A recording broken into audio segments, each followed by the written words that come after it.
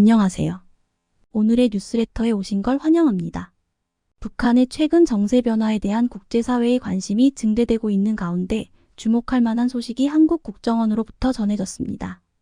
이러한 발표는 북한 내부에서 무슨 일이 일어나고 있는지에 대한 궁금증을 자아내며 국제적으로도 많은 추측을 낳았습니다. 북한의 정치적 변화가 이뤄지고 있는 상황에서 이러한 변화가 북한과 국제사회에 어떤 영향을 미칠지에 대한 분석이 활발히 이루어지고 있습니다.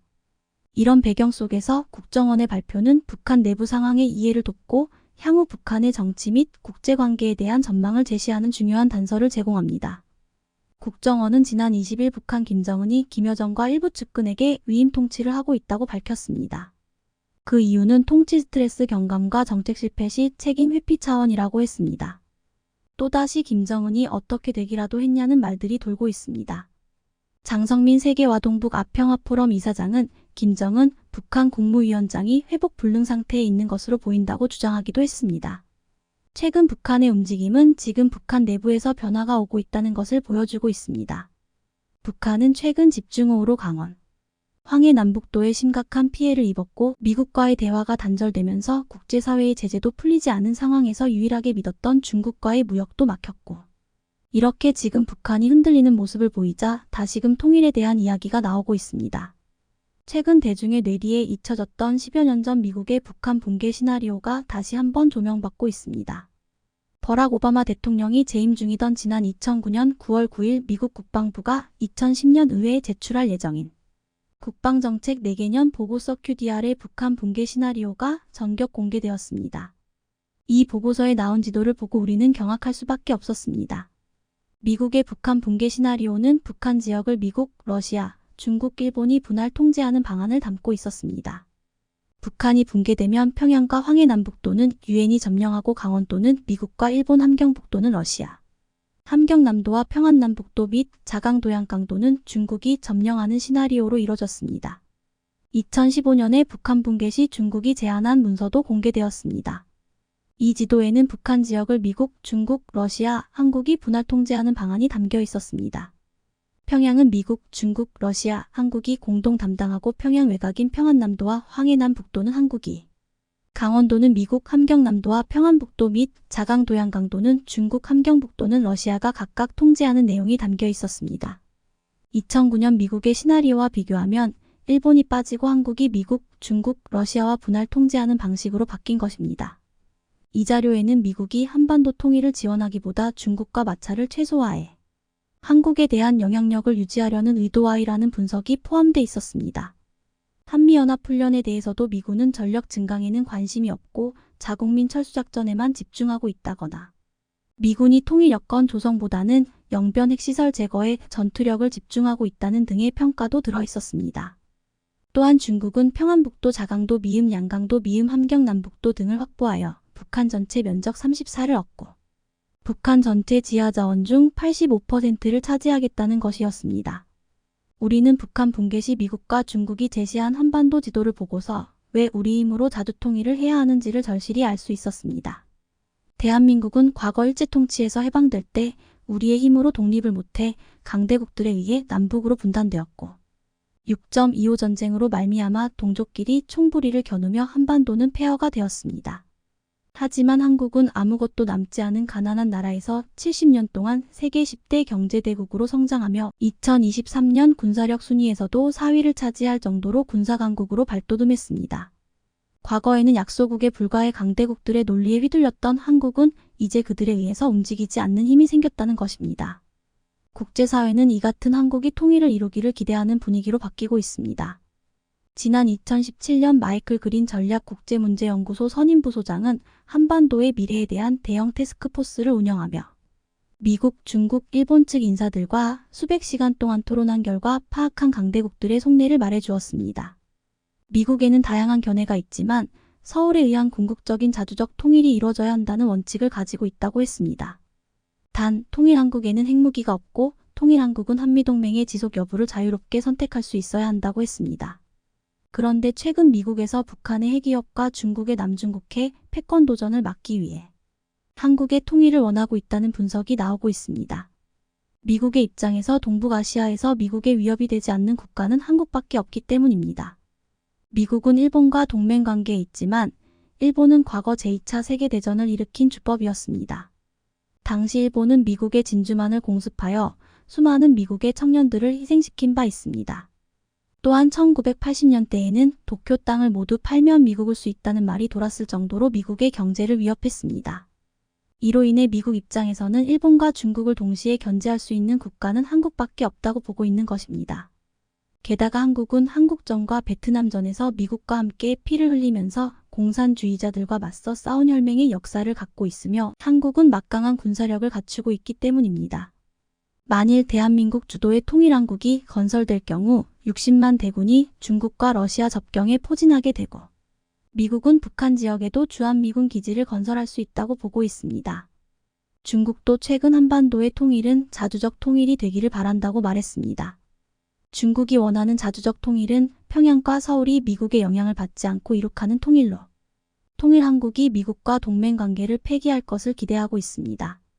중국은 자신들이 힘을 축적할 때까지 한반도 통일을 미뤄 한국을 미국의 동맹 네트워크로부터 이탈시키고 평양에 대한 통제력을 강화하기를 바라고 있습니다.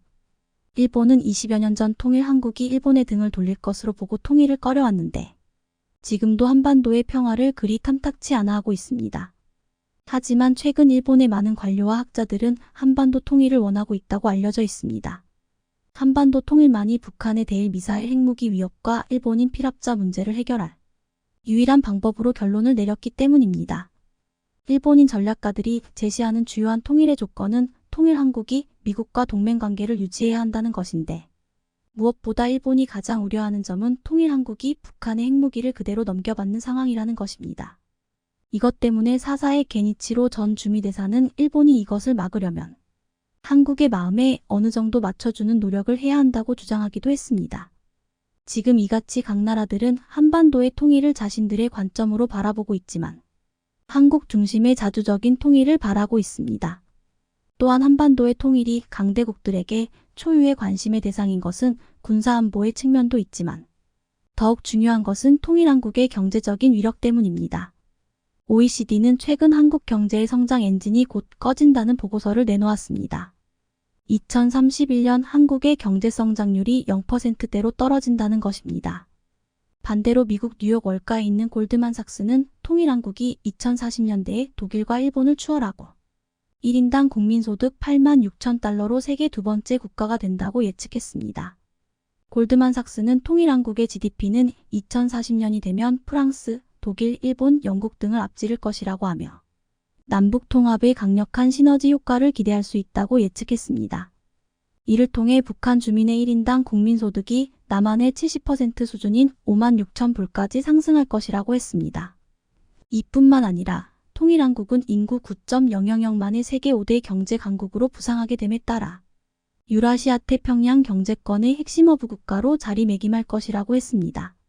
인구 8억만에 육박하는 단일 국가 경제권을 형성함에 따라 규모의 경제 환경이 조성되고 내수가 경제를 이끌어갈 수 있는 수준의 역량을 획득할 수 있으며 기존 대외무역을 한층 더 강화하면 통일한국의 경제는 도약할 가능성이 높다고 예상했습니다. 세계적인 투자가 짐로저스는 통일한국은 일본을 제치고 세계 2위 경제대국이 될 수 있다며 전 재산을 북한에 투자하고 싶다고 밝히기도 했습니다.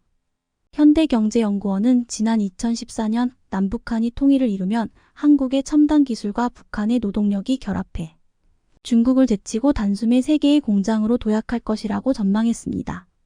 또한 지난 2011년 러시아의 한 매체는 이 같은 말을 했습니다. 통일한국은 강력한 괴물 국가로 성장할 것이다. 대한민국은 과거의 강대국들에 의해 나라가 나뉠 때처럼 약하지 않습니다. 그동안 대한민국은 놀라운 힘을 길러왔습니다. 대한민국은 그 위대한 힘으로 자주통일을 이루며 전 세계에 우뚝 설 준비를 하고 있습니다.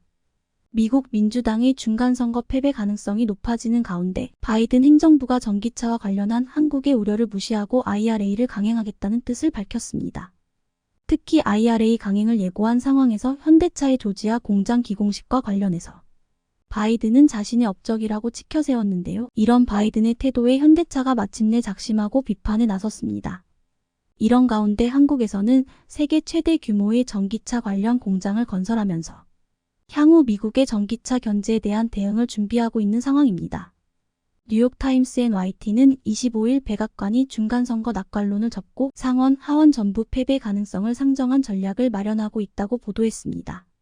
최근 실시된 여론조사에서 민주당 후보들이 앞섰던 지역들이 백중세로 돌아서고 접전 지역 역시 공화당에 기우는 등 민주당에 불리한 판세가 이어지고 있습니다. 그동안 민주당 성향이 강했던 오리건주는 5명의 하원 의원 중 현재 4명이 민주당, 1명이 공화당 출신입니다. 지역구 조정으로 이번 중간선거부터 6명으로 의석이 늘었지만 여론조사 결과 공화당이 절반을 차지하는 것으로 나타났습니다.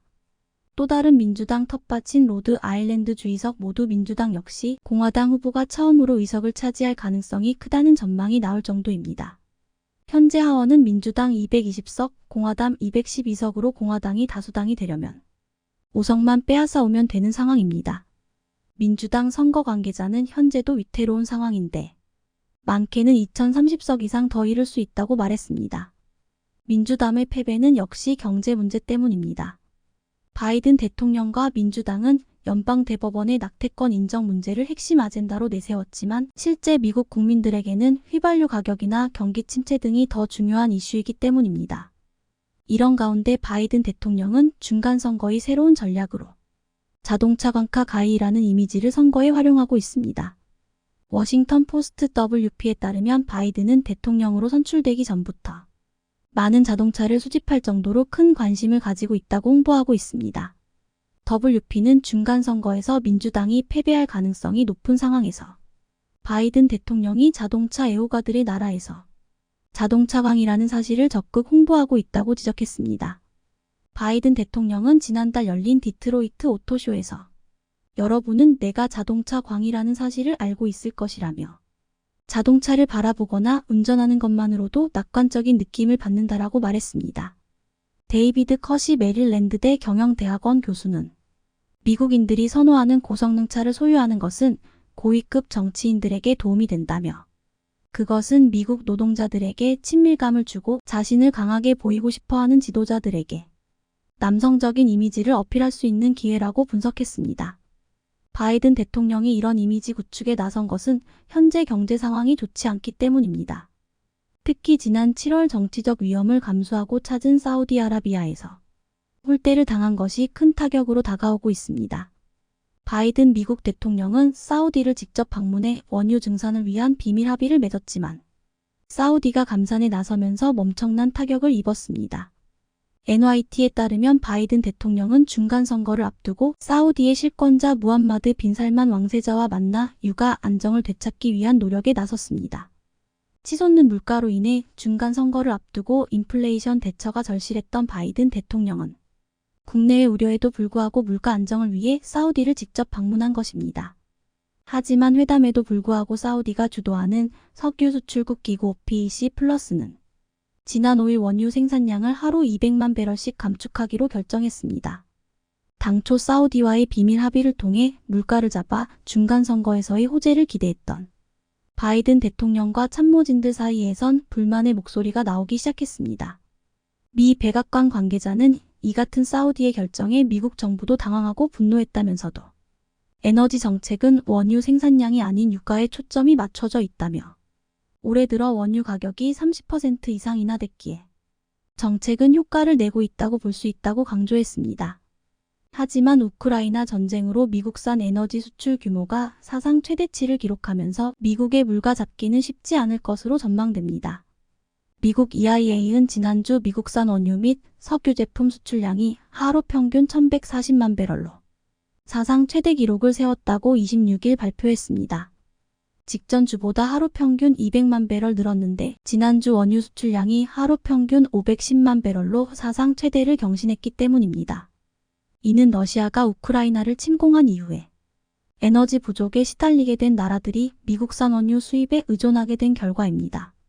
러시아는 자국과 독일을 잇는 가스관 노르트스트림 2를 통한 천연가스 공급을 지난달 초부터 무기한 중단했고 에너지 대란을 맞게 된 국가들이 미국산 원유 및 액화천연가스 LNG를 사들이고 있습니다. 여기에 OPEC 플러스가 감산을 결정하고 유럽연합 이후의 올해 말 러시아 원유 금수 조치를 시행하기로 합의하면서 미국의 원유 공급 능력이 세계적으로 중요해졌습니다. 이는 바이든 행정부에는 반갑지 않은 소식입니다.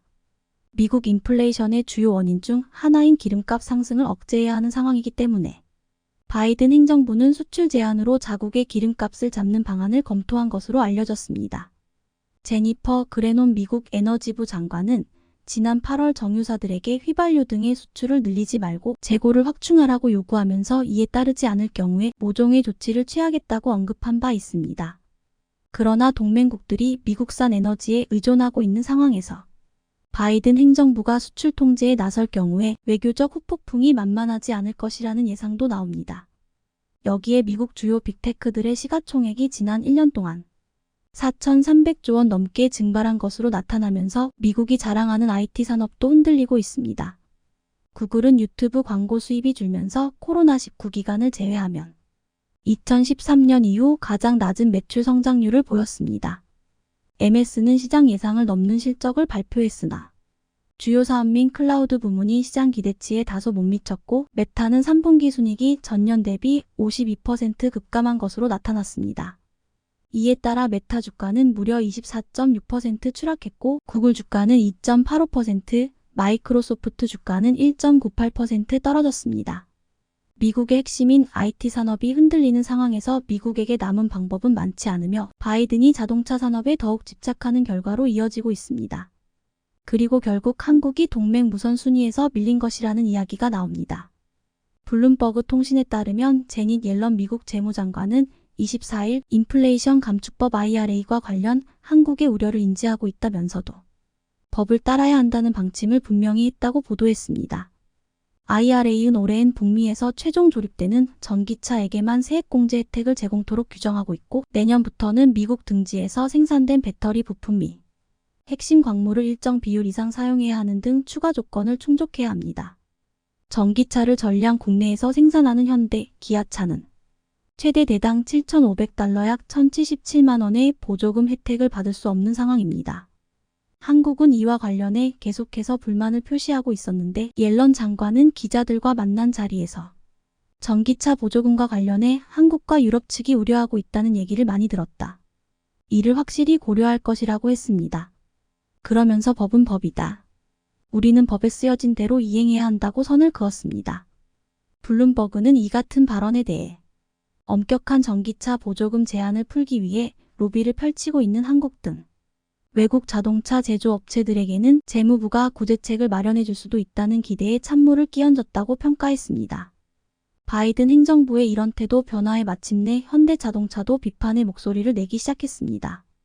27일 현지 언론 애틀랜타 저널 컨스티튜션 AJC에 따르면 호세 무뇨스 현대차그룹 글로벌 최고 운영 책임자 CEO 겸 북미권역 본부장 사장은 조지아주 브라이언 카운티에서 열린 현대차그룹 전기차 전용 공장 기공식을 마친 뒤 미국 정부에 대한 불만을 털어놨습니다. 무뇨스 CEO는 이 자리에서 지난 5월 현대차의 미국 내 전기차 공장 건립 발표를 언급하며 불과 몇 개월 만에 이런 법 IRA 나온 것을 보고 매우 놀랐다며 바이든 행정부의 정책을 존중하지만 문제는 앞으로 23년이다. 이 법의 영향이 매우 심각하기 때문이라고 말했습니다. 그는 주 정부와 경제발전 계약을 맺은 현대차 등 자동차 제조업체는 그만한 편의를 제공받아야 한다. 하지만 우리는 앞으로 이중처벌을 받게 됐다고 주장했습니다. 무뇨스 CEO는 바이든 행정부가 의회를 통해 새 법을 통과시키기보다는 행정적으로 이 법을 손질해 현대차 같은 업체의 과도기에 대한 준비 기간을 줄 것을 희망한다고 언급했습니다. 현대차 소속 임원이 IRA에 대해 비판 목소리를 낸 것은 이례적이란 평가인데 현대차의 미국 전기차 전용 공장 HMGMA 기공식에서 나온 발언이라는 점에서 현대차의 불만이 얼마나 큰지 알 수 있습니다. 현대차는 2025년 상반기 조지아주 공장을 가동할 계획이지만 약 23년간은 미국 시장에서 보조금을 지급받지 못하는 상황입니다. 이런 가운데 바이든 대통령 역시 현대차의 조지아 전기차 전용 공장 기공식과 관련해서 IRA에 대해선 별다른 발언을 내놓지 않았습니다. 미국이 자국의 이득만을 철저하게 추구하는 상황에서 한국도 전기차 시장에서 미국에 대응할 수 있는 무기를 갖춰야 합니다.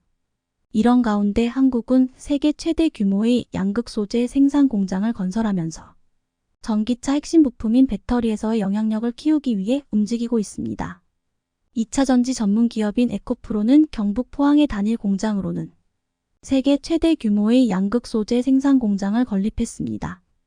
포항시는 23일 에코프로가 북구 흠해읍 영일만산업단지 내 에코배터리 포항 캠퍼스에서 양극 소재 생산 공장인 CAM7을 준공했다고 밝혔습니다.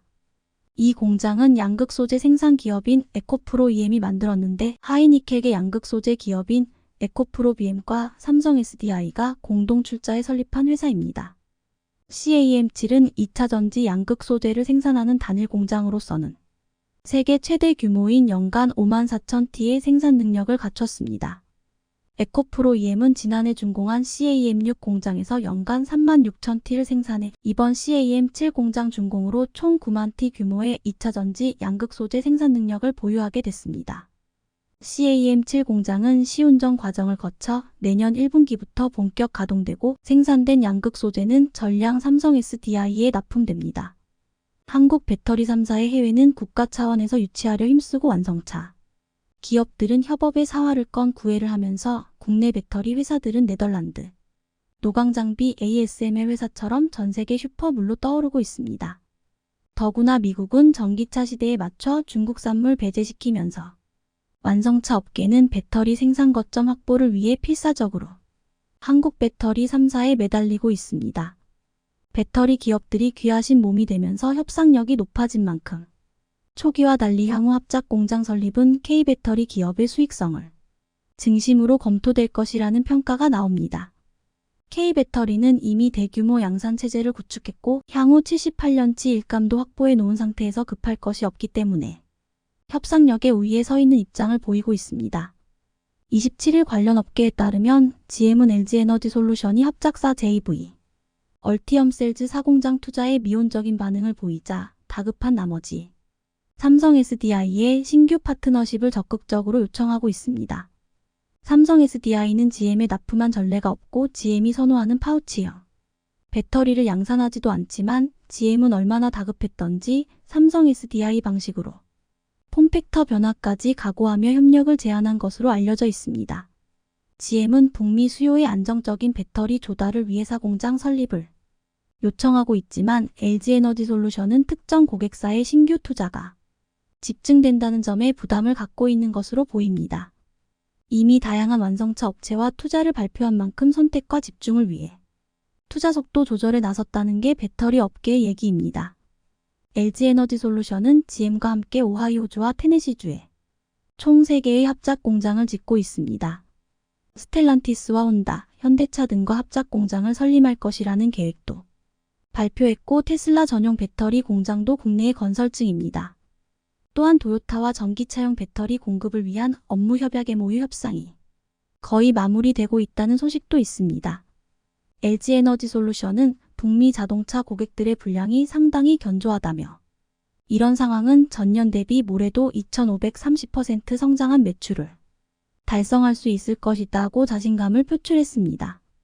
기대에 못 미친 프리-IPO 성적과 저조한 수물이 문제시되던 상황에서 포드와의 터키 JV가 결렬 위기라는 보도가 나오면서 위기론이 점화됐던 SK온에 대한 전망도 비교적 낙관적입니다.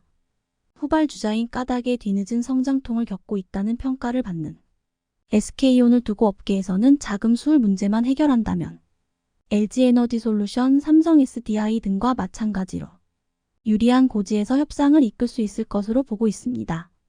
또한 현대자동차 그룹이 미국 내 배터리 생산 기지로 SK온과 협업체제를 발표하면서 SK온은 힘을 얻고 있습니다.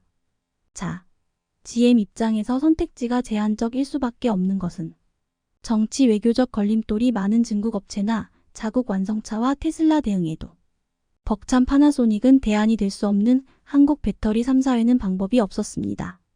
얼마나 다급한 상황인지 알 수 있을 정도입니다. 포드도 비슷한 이유로 유럽의 SK온 등과 추진하던 JV가 무산될 위기에 처하자 LG에너지솔루션에 손을 내밀었습니다. 북미가 아닌 유럽이기 때문에 중국과의 협력도 가능했지만 유럽도 미국식 IRA 정책이 남을 가능성이 크고 또 고출력을 요구하는 상용차 배터리 생산 계획을 세우고 있어 한국 기업을 우선시하게 됐다는 후문입니다. 그 외에 다른 방법이 없는 것은 미국에서 배터리를 만들겠다고 청사진을 내걸며 엄청난 투자를 받았던 많은 스타트업들은 아직도 아무런 소식도 없기 때문입니다. 모조리 실패했다는 얘기입니다. 한국 의존도를 낮추겠다며 적극적인 내재화 전략을 추진하던 유럽에서도 한계를 통감하며 오히려 국내 기업 의존도가 점차 높아질 것이란 분석도 나와 있습니다. 배터리가 전기차에서 핵심 부품으로 부상하면서 이를 확보하기 위한 유럽의 몸직임은 지속돼 왔습니다. 유럽 신규 배터리 업체 측 노스볼트 스웨덴을 위시로 베르코어 프랑스, ACC 프랑스, 브리티시 볼트 영국, 이타볼트 이탈리아 등 최소 8곳이 전기차 배터리 공장 구축 계획을 발표했습니다. 공장 완공 시점은 지난해 연말부터 2024년에 몰려 있었지만 노스볼트를 제외한 나머지 7곳은 아직 소식이 없습니다. 유럽 배터리 업체들은 그동안 배터리 개발이 지지부진하면서 가뜩이나 어려움에 처해 있는 상황에서 최근 더욱 나빠진 글로벌 금융환경과 에너지 비용, 여기에 미국의 IRA법까지 겹치면서 진퇴양난에 빠져 있다는 소식입니다. 개발도 안 되고 있고 설사 개발을 끝내고 양산한다고 해도 이미 유럽의 양산시설을 갖춘 한국 배터리 기업들을 따라잡기에는 역부족이라는 평이 나옵니다. 대표적으로 폭스바겐이 투자한 스타트업 노스볼트는 지난해 초부터 양산에 돌입했다고 하지만 수물 문제로 아직 성과가 없어 당초 독일에 이 공장을 건설한다는 계획을 포기했습니다. 유럽 내 에너지 가격이 크게 오르면서 공장 건설에 드는 비용이 증가한 가운데 미국의 IRA법이 나오자 노스볼트는 유럽 투자 계획을 지연 혹은 중단하고 북미 투자에 나설 것이라는 소문이 자자합니다. 노스볼트에 이어 성공 가능성이 높다고 했던 영국의 대표적인 배터리 업체 브리티시 볼트는 심각한 자금 난물 겪으며 파산 위기에 몰리고 있습니다. 유럽 각국이 막대한 자금을 들여 배터리 자급에 나섰지만 대외 경제 상황과 미국의 IRA법 그리고 한국산 배터리 강세 등으로 계획에 잇따른 차질이 생기고 있는 겁니다. 한국 배터리 3사가 유럽에서 신뢰성을 기반으로 한 좋은 성능과 안정된 가격 및 공급 때문에 안정적으로 공장을 가동하고 있는 영향은 새로운 업체가 비집고 들어오기가 여간 힘들게 아니라는 현지의 평가를 받고 있습니다. 새로운 업체가 이미 시장을 장악하고 있는 기존의 강자들과 견주려면 성능이 몰등하게 좋던가 아니면 가격이 저렴해야 하는데 이미 규모의 경제를 이루고 성능을 인정받으며 새로운 배터리를 연신 발표하는 한국 배터리 3사의 벽을 허물기에는 불가능하다는 것이 업계의 평가입니다. 중국 CATL 등 세 곳의 배터리 업체들이 유럽에 진출하려고 하지만 유럽도 중국 의존도 탈피 및 견제의 필요성이 계속 대두되면서 미국 IRA법과 같은 규제를 마련할 것으로 보이기 때문에 향후 방향이 주목됩니다. 강동진 현대차증권 연구원은 유럽 내 규제가 만들어질 경우 그에 대한 대안은 한국 배터리 3사밖에 없다. 이제는 유럽 내에서도 중국 자본에 대해서 신증해야 한다는 평가에 따라 국내 업체들이 더 유리해지고 있는 상황이다. 고했습니다. 우리 배터리 3사는 이미 확보해 둔 수주 잔고가 엄청납니다. 배터리 시장 조사 업체 SN 리서치에 따르면 모레 K배터리 3사의 수주 잔고는 1000조 원을 돌파할 것으로 분석하고 있는데 이는 추가 계약 없이 2030년까지 생산 라인을 가동할 수 있는 물량입니다. 2022년 9월 말 기준 LG에너지솔루션은 2022년 사상 최대 실적을 달성했는데 이는 전년 대비 각각 43.4%, 57.9% 증가한 수치이고 지난해 4분기 20조 원어치의 수주를 추가로 확보해 지난해 말 기준 수주 잔고는 385조 원으로 몰라섰습니다. SK온은 같은 해 10월 기준 220조 원 규모, 삼성 SDI는 공식적으로 수주 잔고를 발표하지 않고 있지만 업계는 11월 기준 120조 원 수준의 계약을 확보한 것으로 추산하고 있습니다. 따라서 국내 배터리 3사는 매년 매출 성장폭보다 더 큰 신규 수주를 확보해 가고 있다고 밝혔습니다.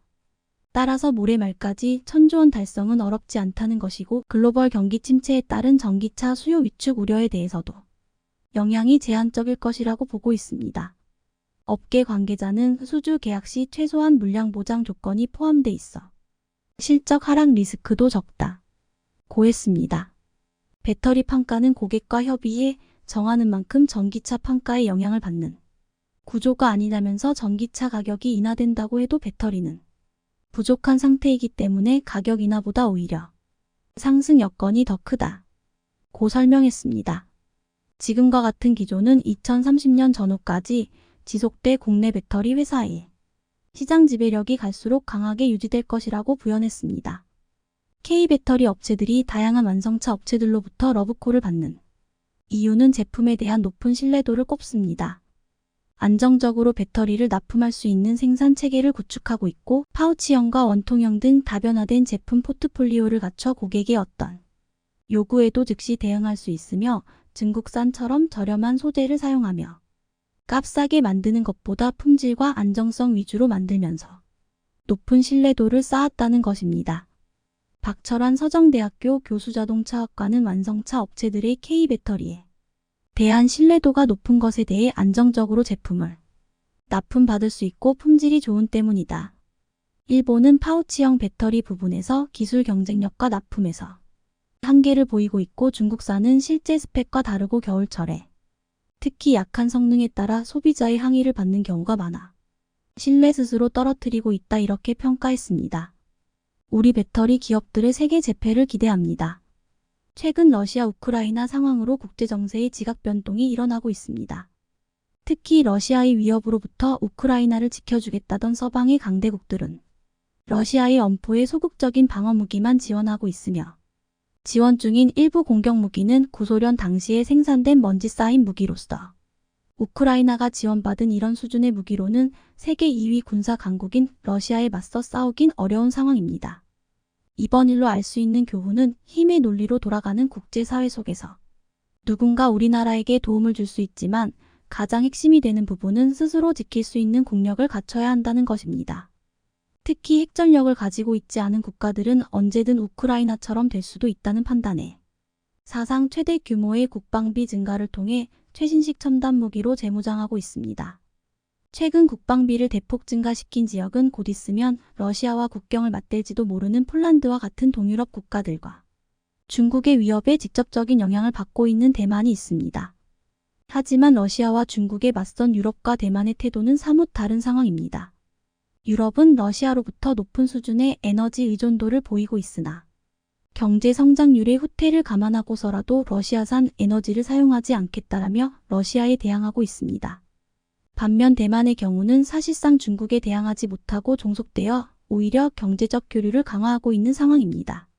최근 대만과 중국의 경제적 밀착관계는 물론 정치적으로도 중국 측의 개입 의혹이 나오고 있어 대중국 견제 정책을 유지하던 미국이 크게 분노하는 중입니다. 그 결과 이번에 논의 중인 반도체 지원법에서 미국에 투자한 대만 기업의 지원을 전액 삭감하고 미국 서열 3위 낸시 펠로시 의장마저 대만 방문을 취소하는 등 미국의 대만 손절이 이어지고 있는 상황입니다. 그런데 서열 3위 낸시 펠로시 의장은 대만을 손절한 즉시 한국 방문을 공식화해 한국과 정치, 경제 등 다양한 분야에서 협력을 약속한다는 입장입니다. 이 밖에도 미국의 대만 정책 수정으로 대만 포기가 공식화되었다는 증거들이 나오는 가운데 한국과 대만이 경쟁하던 파운드리 반도체 산업의 주도권은 한국으로 넘어올 것이란 시장의 전망이 나오고 있습니다. 이에 관한 소식들을 자세히 알아보겠습니다. 최근 우크라이나 상황을 목격한 대만 정부도 중국의 위협에 맞서기 위한 군사무기를 확충하는 데 공을 들이고 있습니다. 하지만 비슷한 상황에 놓인 동유럽 국가들과는 다르게 대만은 자주 국방을 실현할 수 없는 환경에 놓였습니다. 대표적인 사례는 스텔스 전투기와 같은 첨단 무기 판매에 차별점을 두고 있는 상황입니다. 미국은 동유럽 최전방 폴란드에게 최신형 스텔스 전투기인 F-35 판매를 승인했지만 대만에게는 최첨단 기술이 유출되는 걸 우려해 F-35 판매를 거절했습니다. 중국과 인접해 있다는 지리적인 특성으로 F-35 기체가 바다에 유실되면 중국이 먼저 수거해 기술을 탈취할 위험이 있으며 이렇게 의도하지 않은 사고 말고도 대만 내부의 중국 측 핵심 관계자들이 포진해 있는 데다 대만의 발전을 위해선 중국과 협력해야 한다는 파벌이 높은 비율로 존재해 미국이 판매한 첨단 무기가 중국으로 넘어갈 것이라는 우려가 있었기 때문입니다. 이것은 단순히 의심스러운 정황이 아니라 최근 실제로 일어나고 있는 일입니다. 몇 주 전까지 대만의 국방부 부부장을 지낸 장저핑은 중국의 스파이였다는 것이 드러나 전 세계에 충격을 안겨주었습니다. 대만 검찰은 장저핑 본인과 장성 및 고위급 정보 장교 등 4명을 국가안보를 적국에 넘긴 간첩 혐의로 기소했습니다. 이들은 2012년 중국 측 고위 간부에게 포섭된 이후 대만 내 스파이 조직을 구축해 조직적으로 군사기밀 정보를 수집하였으며 중국 간부에게 넘긴 것으로 드러났습니다. 해당 기밀 문서엔 대만이 자체 개발한 중국 항공모함용 대함 미사일과 각종 탄도미사일 등의 영국의 발자료 그리고 대만의 대공방어 시스템의 위치와 운용 방식 등 다양한 군사기밀 정보가 포함되었으며 차이 잉원 대만 총통과 관련된 보안 정보도 유출되었습니다. 이들은 은퇴한 총통 경호처 직원들을 포섭해 대만 총통의 경호 시스템을 중국 측에 통째로 넘긴 것으로 드러났습니다. 더욱 황당한 점은 이번에 기소된 국방부 부부장 장저핑은 2년 전 대만군 참모총장의 후보로 거론된 인물로서 대만 정부의 국가안보가 얼마나 허술한지 전 세계에 알린 사건이 되었습니다. 이 밖에도 대만의 첨단기기 제조업인 폭스콘은 중국에 파산한 반도체 회사인 칭화유니그룹을 돕기 위해 기밀리에 1조 원을 투자 지원했다는 사실이 알려지며 미국의 정치 경제계는 큰 충격을 받고 있습니다. 미국과 유럽 등 서방 세계가 중국의 반도체 산업을 제재하고 대만에게 대량의 주문량을 몰아주고 있지만 정작 대만은 중국에 몰래 투자하여 기술과 자본 유출의 가능성을 열어둔 상황입니다. 이에 미국 바이든 대통령은 공식적으로 대만을 손절할 움직임을 보이고 있습니다. 오는 8월 미국 내 서열 3위인 낸시 펠로시 국회의장의 대만 방문을 취소하고 한국 방문을 공식화한 것입니다. 바이든 대통령의 집권 초기부터 대만과의 교류를 강화해 중국 견제를 천명했지만 지속적인 대만과 중국의 유착에 실망한 미국은 대만을 포기하는 쪽으로 정책 방향을 잡아가고 있습니다. 이렇게 미국 서열 3위의 대만 방문이 취소되자 대만 내부에선 미국이 대만을 버렸다며 상당히 부정적인 여론이 조성되고 있습니다. 하지만 바이든 행정부는 이런 대만의 여론에도 아랑곳하지 않고 대만 대신 한국 방문을 공식화하며 한국과의 협력을 더욱 강화하겠다는 의사를 전달했습니다. 특히 펠로시 의장이 한국을 방문하는 8월엔 미국의 반도체 지원법이 처리되는 시점으로 한국의 삼성전자가 가장 큰 혜택을 받을 것이란 업계 관계자들의 예상이 나오고 있지만 대만의 반도체 기업들은 미국의 지원금을 받지 못하게 될 처지에 놓였습니다. 해당 법안에 따르면 미국에 진출한 반도체 기업의 25%에 달하는 세금 공제 2,500억 원가량의 근로자 교육 예산, 6,500억 수준의 국제 보안 프로그램 지원이 있고 총합 65조 원의 보조금과 인센티브가 반도체 기업들에게 쏟아질 것으로 전망되는 가운데 젠사키 백악관 대변인은 작심 발언을 했습니다. 이번 지원법안은 중국이 아니라 미국 내 반도체 투자를 끌어내기 위한 것이라며 앞으로 중국에 투자할 기업들에겐 보조금과 인센티브가 없을 것이란 엄포가 나왔습니다. 이에 최근 칭화유니그룹에 1조 원을 기밀 투자한 정황이 포착된 대만의 폭스콘과 중국 내 신공장을 건설하려다 미국의 반대에 부딪힌 TSMC가 크게 당황하고 있습니다. 중국과 협력 관계에 있는 대만 반도체 기업들은 수혜 대상에서 빠지게 될 것이 유력해진 가운데 삼성은 TSMC와 비슷한 시기와 규모로 텍사스주에 투자하고 있으며 국제사회의 중국 반도체 제재 이후 중국에 신규 투자가 없는 상황인데다 기존에 있던 공장들마저 철수시켜 지원금 지급 기준을 완전 충족시키고 있습니다. 그 결과 삼성은 텍사스 주정부로부터 10년 이상의 세금 감면과 인센티브 수천억 원 규모의 지원금을 지급받는다는 소식입니다. 특히 미국에서 생산되는 반도체는 거의 대부분 미국에서 소비된다는 것으로 유통 물류 비용이 절감되어 이익 구조도 개선될 것으로 보이는데 이에 대만에선 비상이 걸렸습니다. 미국이 글로벌 반도체 공급망의 파트너로 대만을 손절하는 그림이 그려지자 앞으로 파운드리 반도체 산업의 주도권은 대만이 아니라 한국에 넘어갈 것으로 직감하고 있기 때문입니다. 안보 관련해서도 위기감을 겪고 있습니다. 미국 CIA 정보국 국장은 중국 측이 대만 침공을 결심한 것으로 보인다며 빠르면 수개월 늦어도 몇 년 안에 직접적인 군사행동을 할 것으로 보인다며 발표했습니다. 현재는 중국이 국제사회의 눈치를 보고 있으며 미국과 유럽의 러시아 제재가 실효성이 없다는 판단이 드는 즉시 중국도 미국, 유럽을 만만하게 보며 대만 무력 통일을 현실화할 것이라는 전망입니다. 윌리엄 번스 CIA 국장의 발언에 대만이 크게 당황하는 이유가 있습니다. 지난해 가을 미국 CIA 측에선 러시아가 우크라이나 침공을 준비 중이라고 최초 브리핑을 했고, 그 당시 러시아는 미국의 터무니없는 주장이라 반박했지만 6개월 뒤 러시아의 침공은 현실이 되었습니다.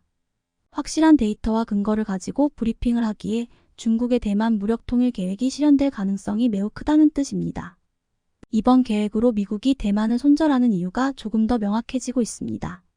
아무리 대만에 반도체를 지원해줘도 중국과 충돌한다면 공장이 파괴되어 공급망이 위태롭고, 공장이 멀쩡하더라도 중국 측이 대만의 공장을 접수하면 반도체 패권이 중국에게 넘어갈 위험이 있기에 더 이상 대만의 반도체가 발전하는 것은 미국은 물론 국제사회의 위험이 된다고 판단한 것입니다.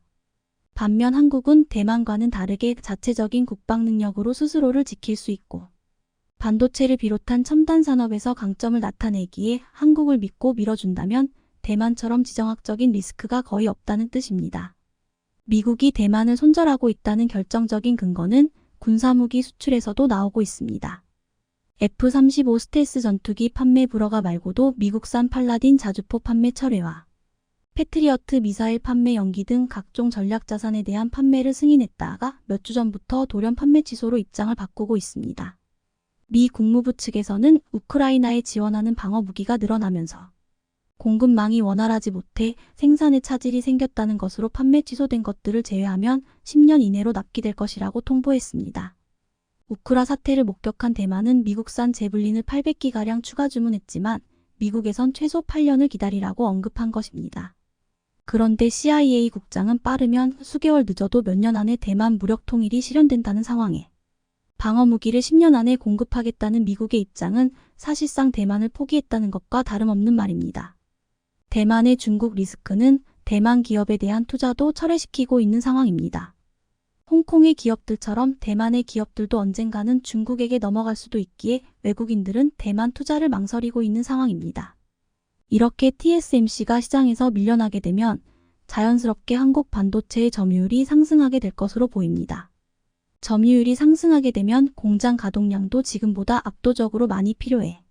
삼성전자는 이런 미래를 예측했는지 아닌지는 모르지만 한국의 세계 최대 반도체 공장을 건설 중인 것은 물론 전 세계에서 가장 많은 반도체 투자를 이어가고 있습니다. 시청해 주셔서 감사합니다.